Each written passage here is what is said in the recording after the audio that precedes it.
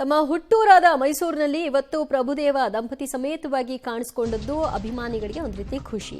ಅವರು ದೇವಸ್ಥಾನಕ್ಕೆ ಬಂದಿದ್ರು. ದೇವಸ್ಥಾನದಲ್ಲಿ ವಿಶೇಷ ಪೂಜೆಯನ್ನ ನೆರವೇರಿಸಿದ್ದಾರೆ. ತಾಯಿ ಆಸೆಯಂತೆ ದೇವಸ್ಥಾನ ಜೀರ್ಣೋದ್ಧಾರ ಮಾಡುವಂತಹ ಕಾರ್ಯಕ್ಕೂ ಕೂಡ ಮುಂದಾಗಿದ್ದಾರೆ. 25 ಲಕ್ಷ ವೆಚ್ಚದಲ್ಲಿ ಮಲೆಮಹದೇಶ್ವರ ದೇವಸ್ಥಾನದ ಜೀರ್ಣೋದ್ಧಾರಕ್ಕೆ ಅವರು ಪಣ ತೊಟ್ಟಿದ್ದಾರೆ. ಶಿಥಿಲಾವಸ್ಥೆ ಕಂಡಿದ್ದ ಚೋಳರ ಕಾಲದ ದೇವಸ್ಥಾನ ಇದಾಗಿದೆ. ನಂಜನಗೂಡು ತಾಲೂಕಿನ ಕೆಂಬಾಳು ಗ್ರಾಮದಲ್ಲಿರುವಂತಹ ದೇಗುಲ ಬಹಳ ಪವರ್ಫುಲ್ ದೇವಸ್ಥಾನ ಮತ್ತು ಅವರ ತಾಯಿ ದೇವಸ್ಥಾನಕ್ಕೆ ನಡ್ಕೊಳ್ತಾ ಇದ್ರು. ಅವ್ರದ್ದೊಂದು ಆಸೆ ಇತ್ತು, ಈ ದೇವಸ್ಥಾನವನ್ನ ಜೀರ್ಣೋದ್ಧಾರ ಮಾಡಬೇಕು ಅಂತ. ಆ ಆಸೆಯನ್ನ ಅವರ ಮಗ ಈಡೇರಿಸುವಂತಹ ಕೆಲಸಕ್ಕೆ ಮುಂದಾಗಿದ್ದಾರೆ. 2 ದಿನಗಳಿಂದ ದೇವಸ್ಥಾನದಲ್ಲೇ ಉಳಿದುಕೊಂಡು ಪೂಜಾ ಕೈಂಕರ್ಯದಲ್ಲೂ ಕೂಡ ಭಾಗಿಯಾಗಿದ್ರು. ಕಳಶ ಪೂಜೆ, ಹೋಮ, ಹವನದಲ್ಲಿ ಪ್ರಭುದೇವ ದಂಪತಿ ಭಾಗಿಯಾಗಿದ್ರು.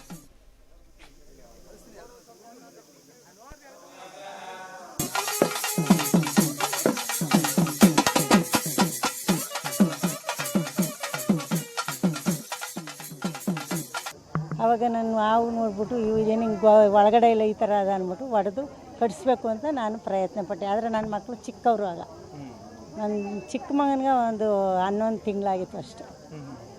ಆವಾಗಲೇ ಅದು 86ರಲ್ಲಿ ಸುಮಾರು ಕಟ್ಸಿದ್ದೋ. ಈಗ ಒಂದು ಸ್ವಲ್ಪ ಗೋಪುರ ಎಲ್ಲ ಹಾಳಾಗಿತ್ತಲ್ಲ, ಗೋಪುರನ ನಾನು ಕಟ್ಸ್ತೀನಿ. ನನ್ನ ಮಗ ಬಂದು ಇದೆಲ್ಲ ಇದು ಮಾಡೋದು ಪ್ರಭುದೇವ. ನಾನು 83ರಲ್ಲಿ ನೋಡಿದೆ, 86ರಲ್ಲಿ ಕಟ್ಸ್ಬಿಟ್ಟೆ. ಆವಾಗ ಕಟ್ಸಿದ್ದೆ ನಾನು, ಅದನ್ನ ಮುಂಚೆನೇ ಕಟ್ಸಿದ್ದೆ. ಈಗ ಪೂರ್ತಿ ಮಾಡೋಣ, ಇನ್ನೂ ಮಾಡೋದೈತೆ.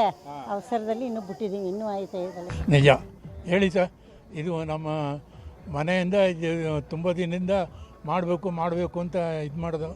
ಪ್ರಭುದೇವನಿಗೆ ಟೈಮ್ ಸಿಕ್ಕಿದೆ. ಅದೇ ಥರ ಅವನ ತಮ್ಮ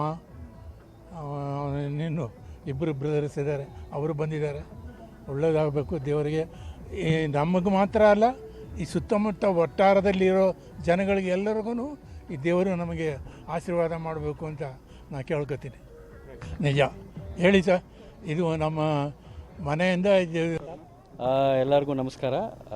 ಇವತ್ತು ಕೆಂಬಲ್ಲಿ ಮಲೆಮಹದೇಶ್ವರ ಟೆಂಪಲ್ ನಮ್ಮ ಕುಟುಂಬದವರು ಅನೇಕ ಇವತ್ತು ಬಂದು ದೇವ್ರನ್ನ ಆಶೀರ್ವಾದದಿಂದ ಎಲ್ಲರಿಗೂ ಒಳ್ಳೆಯದಾಗಲಿ. ಎಲ್ಲರೂ ಈ ದೇವಸ್ಥಾನನ ಈ ಮಲೆಮಹದೇಶ್ವರ ಇಲ್ಲಿರೋ ಎಲ್ಲ ಆಶೀರ್ವಾದವನಿಗೆ ಎಲ್ಲರಿಗೂ ಒಳ್ಳೆಯದಾಗಲಿ ಅಂತ ಬೇಡ್ಕೊತೀನಿ. ಇಲ್ಲ ಬಿಸಿ ಅಂದರೆ ಯಾವಾಗೂ ನಾವು ಬಿಸಿಯಾಗಿರಬೇಕು ಅಷ್ಟೇ. ಅದರಲ್ಲಿ ಅಮ್ಮ ಹೇಳೋಕ್ಕಿಂತಲ ಅಮ್ಮನ ಕನಸು ಎಲ್ಲ ಒಂದೊಂದಾಗಿ ನಡೀತದೆ. ಸೊ ಅದ್ರ ಒಂದು ಇದು ನಡೀತಾ ಇರೋದು ತುಂಬ ಖುಷಿ ಆಗ್ತದೆ. ಅದು ಎಲ್ಲರೂ ಇಲ್ಲಿ ಬಂದು ನಮ್ಮ ಮನೆ ದೇವರು